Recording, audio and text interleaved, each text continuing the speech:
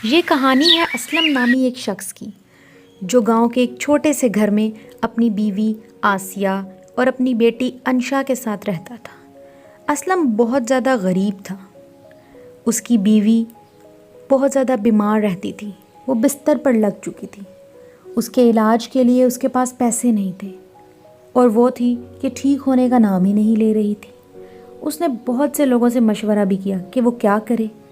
फिर गांव के कुछ लोगों ने उसे शहर में एक बड़े अस्पताल का नाम बताया और कहा कि अगर तुम अपनी बीवी का इलाज वहाँ से करवाओगे तो वो बहुत जल्द ठीक हो जाएगी। वहाँ हर बीमारी का इलाज हो जाता है, बहुत अच्छे डॉक्टर हैं। अब असलम के पास पैसे नहीं थे, इस वजह से उसने गांव के सेठ से बहुत सारा कर्जा लिया। गांव का सेठ सूद पर कर्जा देता था। उसने भी बहुत सारा कर्जा ले लिया और कहा कि तुम्हारा कर्जा मैं आहिस्ता आहिस्ता चुका दूंगा। उसके बाद असलम ने अपनी बीवी का इलाज शहर के बड़े अस्पताल में करवाया, जिसके बारे में लोगों ने उसे बताया था। अस्पताल वालों ने बताया कि वो एक लाइलाज मर्ज में मुब्तला है। इस तरह आहिस्ता आहिस्ता इलाज करवाने के बावजूद उसकी बीवी वफ़ात पा गई। असलम ने कर्जा उतारने के लिए दिन रात सेठ के पास मेहनत मुशक्क़त की, जिससे उसका कर्जा उतर जाता। बहुत सालों तक वो उसके पास काम करता रहा। आखिर कर्जा तो उतर गया, लेकिन असलम चारपाई पर लग गया। असलम इतना बीमार हो गया, बूढ़ा भी बहुत हो चुका था। इस वजह से कोई दवाएं असर नहीं कर रही थी और वो धीरे धीरे मौत की तरफ जा रहा था। अंशा बहुत परेशान रहती, उसको खिलाती पिलाती दवाएं देती, लेकिन वो ठीक ना हुआ। मरने से पहले असलम ने अंशा को उसकी चच्ची के हवाले कर दिया। उसकी चच्ची जो कि शहर में रहती थी। असलम की वफ़ात के बाद उसकी चच्ची अंशा को लेकर अपने घर चली गई और उसे अपने पास रख लिया। अंशा की चच्ची बहुत जालिम खातून निकली।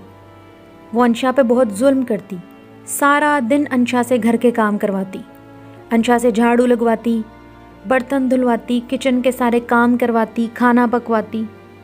लेकिन फिर भी वो अंशा से राज़ी नहीं थी। अंशा जब भी उससे खाना मांगती वो खुद सामने बैठकर खा जाती, लेकिन अंशा को खाने के लिए कुछ न देती। वो अंशा को भूखा प्यासा रख कर काम करवाती। एक दिन अंशा घर के करीब ही नदी के पास जाकर बैठ गई और रो रो कर अल्लाह ताला से बातें करने लगी। वो रो रही थी कि आखिर उसके साथ ऐसा क्यों हुआ है, क्यों उसकी चच्ची उस पर इतना जुल्म करती है, क्यों उसके अपने उसे छोड़कर चले गए। अंशा मेरी बच्ची, क्यों रो रही हो तुम? देखो मैं तुम्हारे पास आ गई हूँ। मैं नहीं देख सकती तुम्हारे ऊपर जो जुल्म करती है तुम्हारी चच्ची। मैं तुम्हें भूखा प्यासा नहीं देख सकती, इसलिए मैं तुम्हारी मदद करने आई हूँ। मैं तुम्हें एक जादुई बर्तन दे रही हूँ, उससे तुम जो काम करना चाहोगी, जो खाना चाहोगी, सब कुछ हो जाएगा। तुम्हारे काम भी हो जाएंगे और खाना भी मिल जाएगा। माँ, तुम कितनी अच्छी हो कि तुमने मरने के बाद भी वापस आकर मेरी मदद की। अब मैं इस बर्तन को संभाल कर रखूंगी ताकि मेरी ज़िंदगी भी आसान हो सके। अंशा वो बर्तन घर ले जाकर अपने कमरे में टेबल के नीचे छुपा देती है ताकि उसकी चच्ची की नज़र उस पर ना पड़े। इस तरह कई दिन गुजर जाते हैं। जब भी उसकी चच्ची काम करवाने के बाद उसको खाना नहीं देती थी, तो अंशा अब बजाय परेशान होने के चुपचाप छुपकर अपने कमरे में जाती और टेबल के नीचे से उस बर्तन को निकालती और बोलती, प्यारे बर्तन खाना पकाओ, प्यारे बर्तन खाना पकाओ। मुझे बहुत ज़ोरों की भूख लगी है, प्यारे बर्तन मुझे खाना पका कर दो। अंशा के ये कहने की देर थी कि मज़े मज़े के पकवान पक कर सामने आ गए। अंशा बहुत ज़्यादा खुश हुई। वो जादुई बर्तन बहुत ही जादुई था। वो उससे अब सारे काम करती, पेट भर कर खाना भी खाती और बाकी घर के काम भी करती। इस तरह कई दिन गुजर गए और चच्ची को शक ना हुआ। लेकिन एक दिन, मैं इस लड़की से इतना काम करवाती हूँ, इसको खाने को भी कुछ नहीं देती, पहनने को भी नहीं देती, फिर भी ये फटाफट सब कुछ करके इतनी सुकून में क्यों है? ये कुछ कहती क्यों नहीं? जरूर दाल में कुछ काला है, मुझे पता लगाना होगा। अगली सुबह वो अंशा के कमरे में आने से पहले चुपचाप उसकी अलमारी के पीछे छुप जाती है और छुपकर सारा मंजर देखती है।